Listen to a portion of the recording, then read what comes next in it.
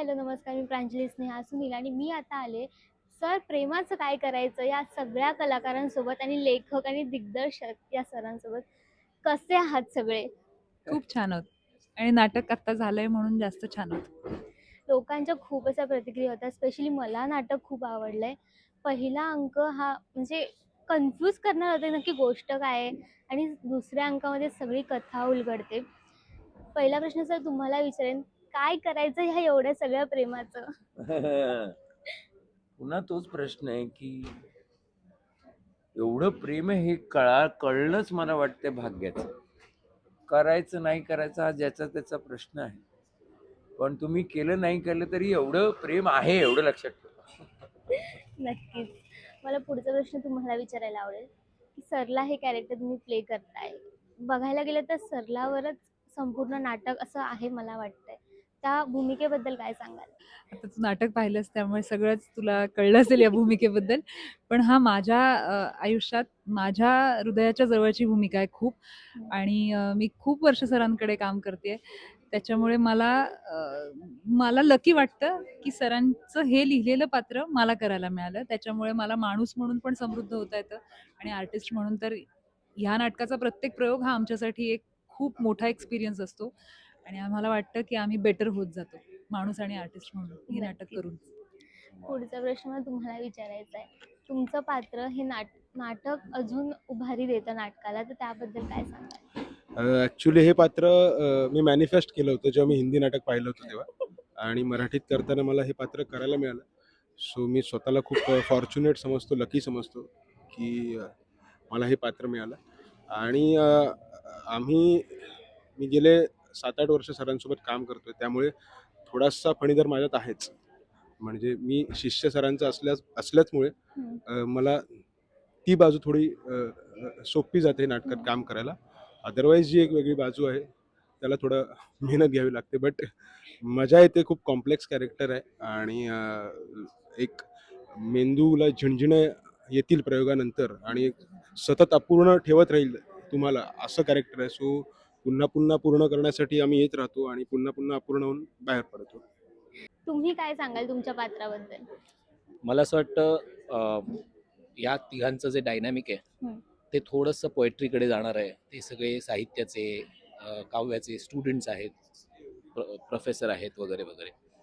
मला असं वाटतं जो मी आहे तो गटातनं बसणारा शब्द आहे त्याच्यात. आणि पण मला असं वाटतं की हे पात्र खरं तर ऑडियन्सशी सगळ्यात रिलेटेबल पात्र आहे, की खरंच आमच्याकडेही जर काव्य नाही आहे, आपण प्रेम करता येतं, हां. तर त्याचं काय करायचं. So I think the most relatable character in the audience is what I identified with. Sir मला तुम्हाला एक प्रश्न विचारायला आवडेल, की तुम्ही ही सगळी पात्र लिहिली आहेत. त्यातलं सगळ्यात आवडतं तुमचं पात्र कोणतं आहे? या नाटकातलं हो. या नाटकात मला वाटतं की असं प्रत्येक ठिकाणी जे कॅरेक्टर आहे ते खूप गरजेचं आहे, कारण का सरला आहे म्हणून फणीदार आहे बरोबर. आणि केशवही म्हणून आहे आणि सरला काय आहे, सर आहेत. सो ते खूपच म्हणजे एकाला बाहेर काढलं तर ते बनणार नाही असं मला वाटतं नाटक. त्यामुळे जर तुम्हाला विचारलंच तर मी एवढंच म्हणेन की घराबाहेर आपण आपल्या प्रोफेसर बरोबर पहिलं नातं बनतं आणि पुढे गेल्यावर लक्षात येतं की आपल्या मित्रांबरोबर पण आपलं काय नातं होतं. तर मला वाटतं की तो जो पिरियड आहे कॉलेज आणि आफ्टर पास आउट, ते माझ्यासाठी मोठं कॅरेक्टर आहे नक्कीच. Then the characters. त्याबरोबर मला असं अजून एक सांगायला आवडेल, की बघायला गेलं तर ह्या नाटकामध्ये अनेक असे सामाजिक विषय आहेत जे हाताळण्यात आले. जसं की सर आणि गुरुजी आणि विद्यार्थिनीचं नातं झालं किंवा 2 मित्रांचं नातं झालं किंवा असे अनेक आहेत किंवा मेन गोष्ट म्हणजे सध्याचा घटस्फोटाचा, जो ह्यामध्ये मेनली हाताळला गेलाय. तर ह्या सगळ्या फिलिंग्सचा बघायला गेलं तर हा गोंधळ मला जाणवला आणि त्यातून ही क्लॅरिटी मिळते. त्या विषयाबद्दल काय सांगाल?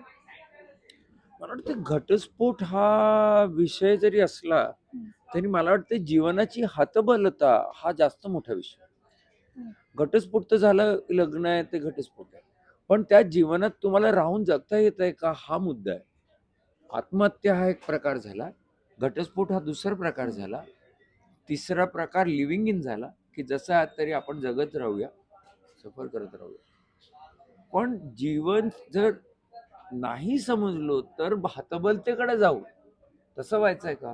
कारण का एक समजा आपण म्हटलं की हे नको करूया, हे सोडू देऊया, पण पुढे तुम्ही तेच मिस्टेक करू शकता. मग ते बघायला लागेल आधी मी जीवन कुठे पाहिलंय, कुठे ते बघावं लागेल. चालेल. मला पुढचा प्रश्न तुम्हाला तिघांना तिघांनाही विचारायला बोला आता. की कवितामय नाटक आहे तर पाठांतर कसं केलं? पाठांतर कसं केलं का स्वतःच्या मनाचं बोलतो? बनायचं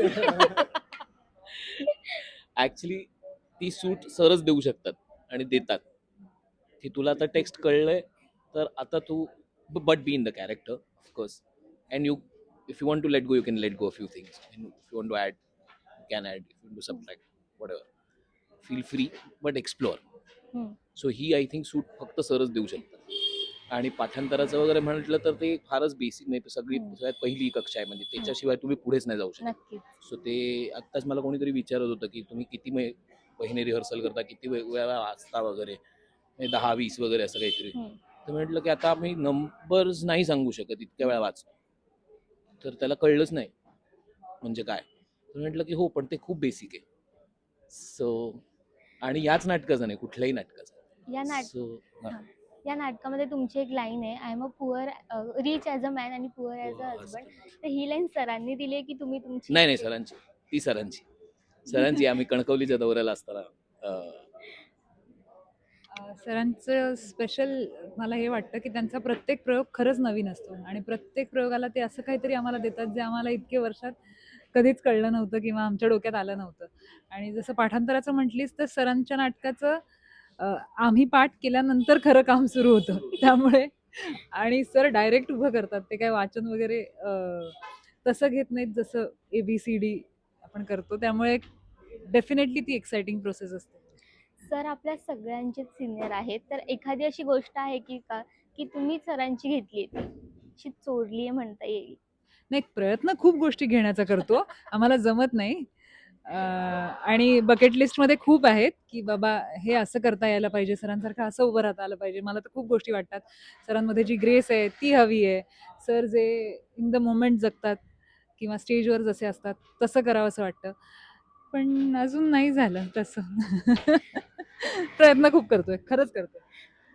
तुमची अशी कोणती मुवमेंट आहे की जी ट्रॅव्हल अँड ट्रान्सपोर्टचा बिझनेस आहे? आम्ही हा, actually प्रत्येक भेट. शिवाय जरी भेटलो सरांना सरांसोबतची प्रत्येक भेट. You will get a beer today.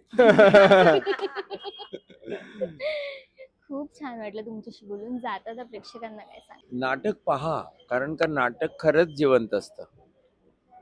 कितीही शोध झाले असतील, तुम्ही 5 वेळा पाहिलं असेल, काही करायला नसेल तर नाटक पहा, पुन्हा तुम्हाला त्याच्यात काहीतरी दिसेल. नाटक खरंच खूप जिवंत आहे.